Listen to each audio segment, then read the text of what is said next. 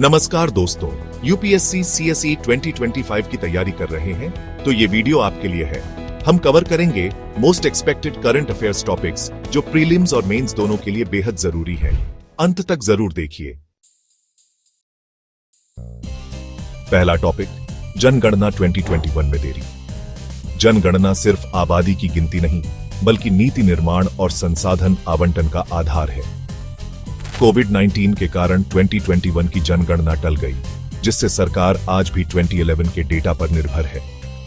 इससे कल्याणकारी योजनाओं के लाभार्थी छूट सकते हैं और संसदीय सीटों का परिसीमन भी रुका है। नई जनगणना के बिना योजनाओं की प्रभावशीलता और संसाधनों का सही वितरण प्रभावित होता है। यह टॉपिक जीएस पेपर 2 गवर्नेंस और पेपर 1 इंडियन सोसाइटी दोनों के लिए बेहद महत्वपूर्ण है। अगला topic, uniform civil code UCC. हाल ही में उत्तराखंड ने इसे लागू किया, जिससे यह फिर चर्चा में है। यूसीसी का मकसद है सभी नागरिकों के लिए विवाह, तलाक, विरासत जैसे मामलों में एक समान कानून। समर्थक कहते हैं यह लैंगिक समानता और राष्ट्रीय एकता को बढ़ाएगा। आलोचक मानते हैं यह विविधता और अल्पसंख्यकों की पहचान के लिए चुनौती हो सकता है। यूपीएससी आपसे इसके संवैधानिक प्रावधान, ऐतिहासिक केस और सामाजिक राजनीतिक असर पर संतुलित विश्लेषण की उम्मीद करेगा। तीसरा टॉपिक, नारी शक्ति वंदन अधिनियम 2023। इसमें लोकसभा और विधानसभाओं में महिलाओं के लिए 33% सीटें आरक्षित हैं। यह ऐतिहासिक कदम है, लेकिन लागू तभी होगा जब जनगणना और परिसीमन पूरा होगा। देरी के कारण 2029 से पहले लागू होना मुश्किल है। यूपीएससी आपसे इसके प्रावधान, लागू करने की चुनौतियां और समाज राजनीति पर असर पूछ सकता है। चौथा topic, digital personal data protection act 2023। यह भारत का पहला व्यापक डेटा संरक्षण कानून है। इसका उद्देश्य नागरिकों को डेटा पर नियंत्रण और गोपनीयता की सुरक्षा देना है।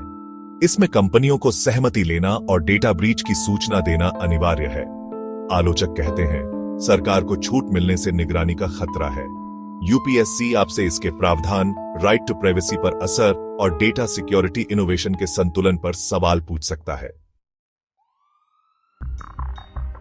पांचवा topic, one nation one election, यानी लोकसभा और सभी विधानसभाओं के चुनाव एक साथ। इससे खर्च कम होगा, विकास कार्यों में रुकावट घटेगी और सुरक्षा बलों की तैनाती बेहतर होगी। लेकिन इसे लागू करने के लिए संविधान में बड़े बदलाव और लॉजिस्टिक चुनौतियां हैं। आलोचक मानते हैं राष्ट्रीय मुद्दे क्षेत्रीय मुद्दों पर हावी हो सकते हैं।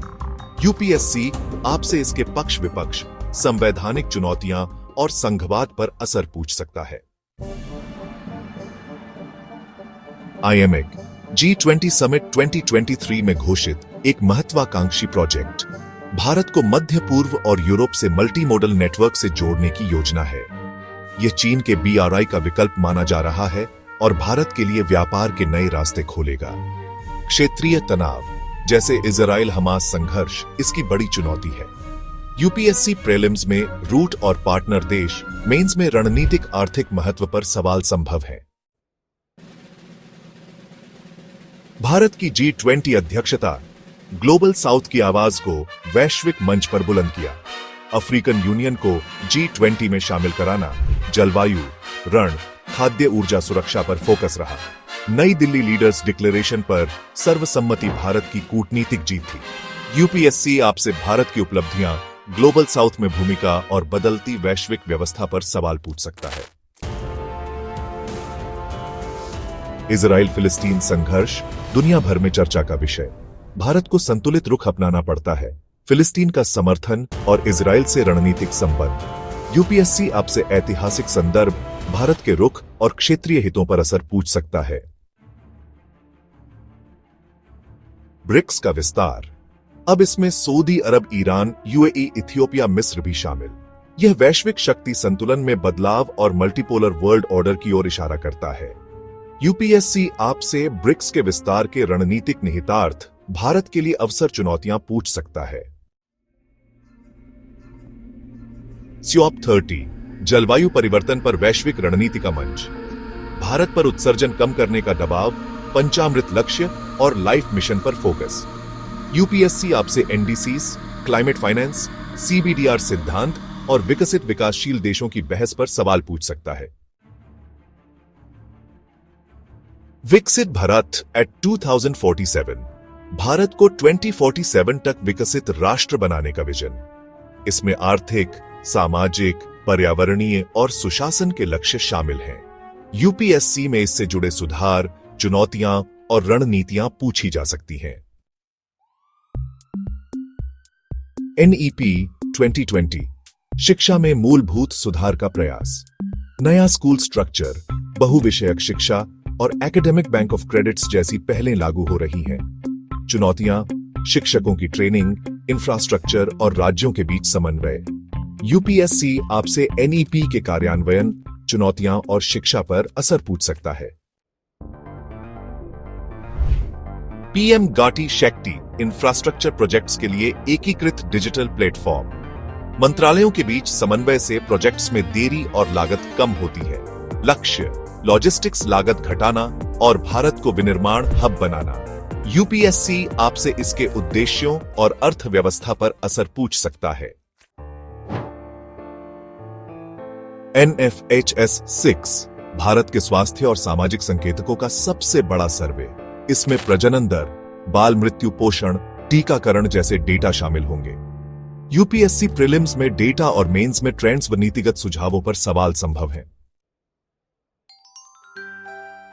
SDG इंडिया इंडेक्स, NITI आयोग द्वारा राज्यों की सतत विकास प्रगति का आकलन।